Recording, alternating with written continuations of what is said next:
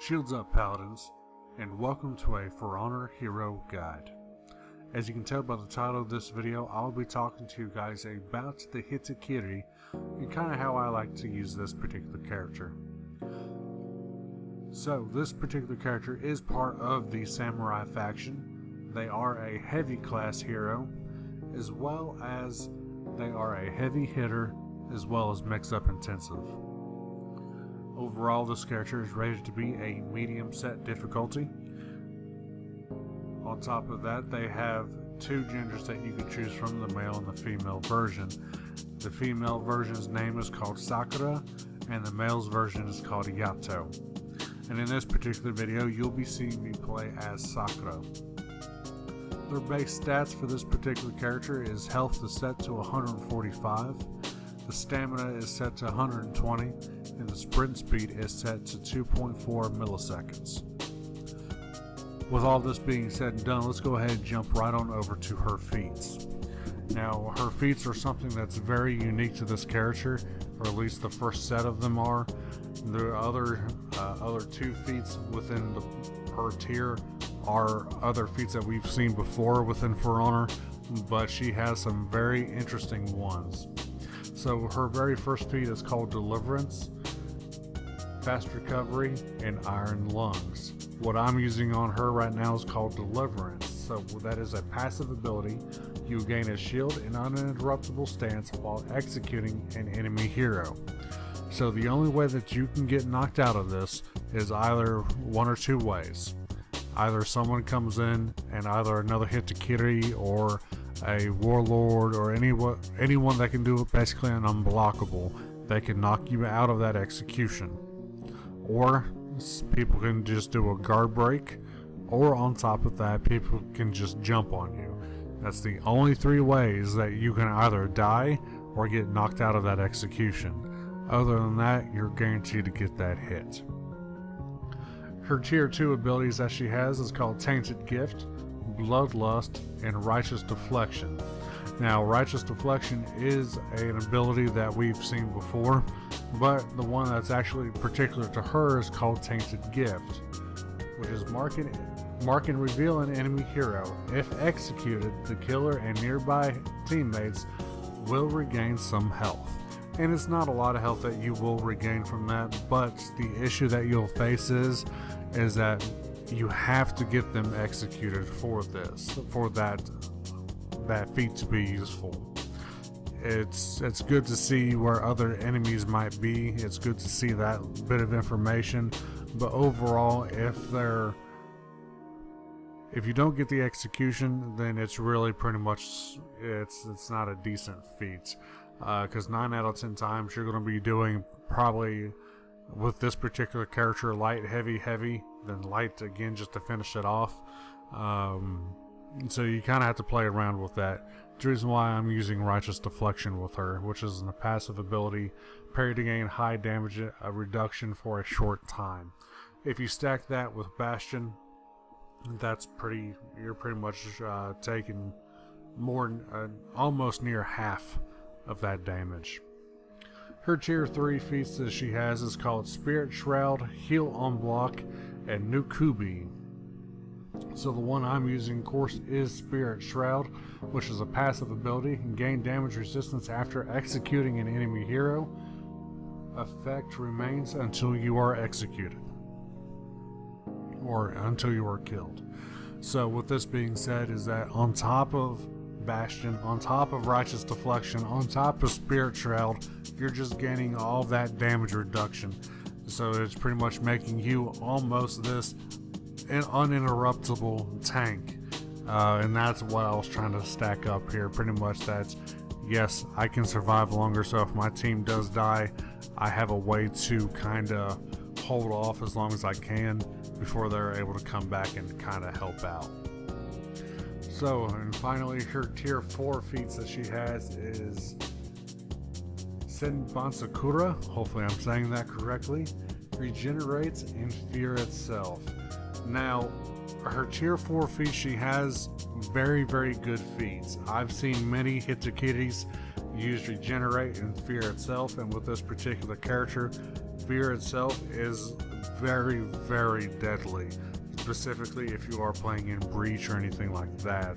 The one I like to use, of course, is the Senbatsukura, which is launch an attack that cannot be parried nor blocked and deals massive damage, leading to an execution on kill. So pretty much what that's saying is that I'm going to launch an attack, I'm going to do a crap ton of damage, and the only thing you can do is basically dodge it or get out of the way. If you do dodge it, that does free you up to a guard break that you cannot counter. But if you do use this particular feat, you are almost 90% of the time guaranteed to kill that particular person that you use it on.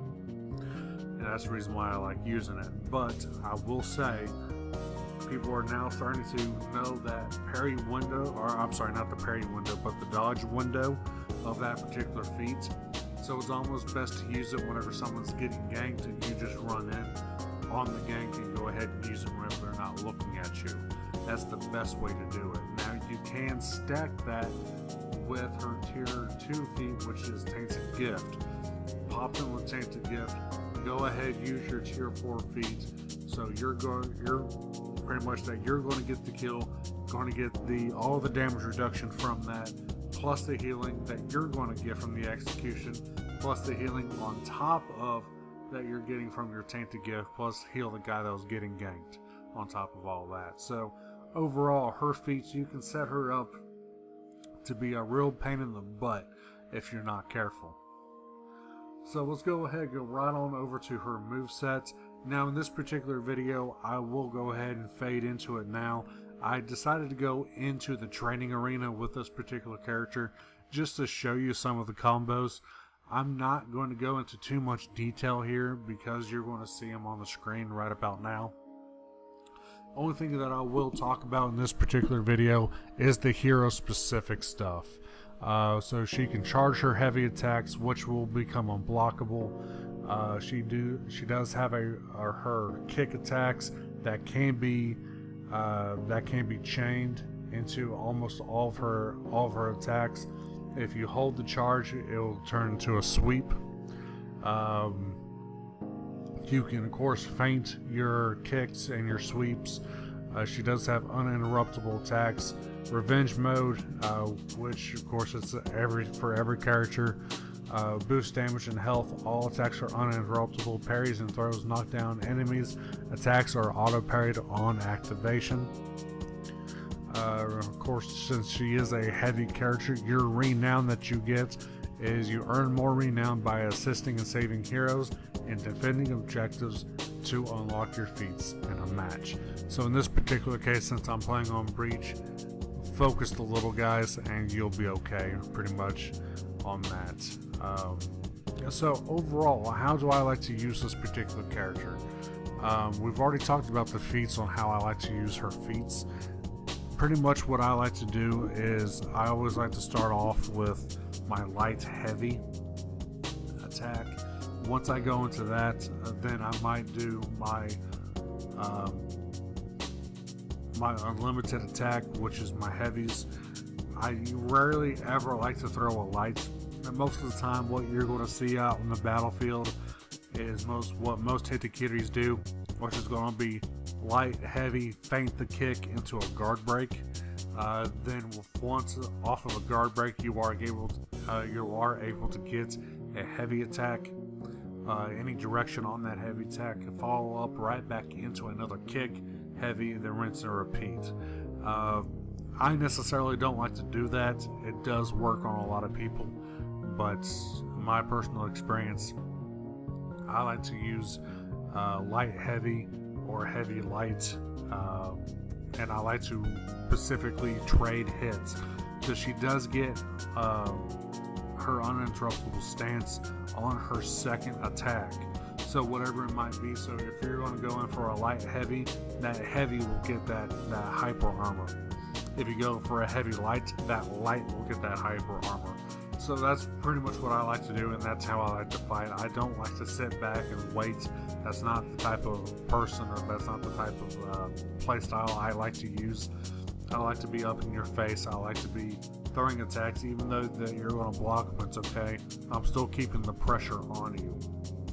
Also keep in mind, anytime you do the full leg sweep, you are only able to get a light attack off of that, but you can follow that light attack up with a kick, then go right back into a heavy. You are guaranteed to get that heavy if you do get the kick on them. So do keep that in mind as well. If you are, or if you do get a parry, of course, the heavy parry, you're only able to get a light attack. Light parry, you're able to get a heavy attack. Any stance is fine. You don't have to necessarily pick one. But that's really how much I like to use the character. I'm pretty much self-explanatory with her. I trade hits. I use her hyper armor to her advantage on this. I kind of play her like a Shigoki, if you will. I necessarily don't like feigning the kick, as I stated, or the sweep for that matter. If I do go for it, I'm fully committed into going into that kick. And that's pretty much what I like to use. Overall, her tier 4 feats, I like to use that to get a lot of people out of a gank situation. If I know you're getting ganked, well, I'm going to run in there, pop that real quick, kill one of the people, and then go ahead and clean up the rest of the mess in there. So hopefully I answered a lot of questions, comments, concerns. Hopefully I talked about a lot of the things of how to use this particular character. If by any means that I missed something in this video, or you think I can touch up on something a little bit better, then definitely in a comment down below, let me know what I can touch up on. Or if there's a different playstyle that you know of that I did not mention in this video, then go ahead and leave that in a comment down below. Also guys, do not forget, check the description down below. That has links to all of my stuff down there. So that's my Twitter, my Twitch, my Discord channel. Go ahead, feel free to join that as well. And as always guys, thank you all for watching, and I'll see you in the next video.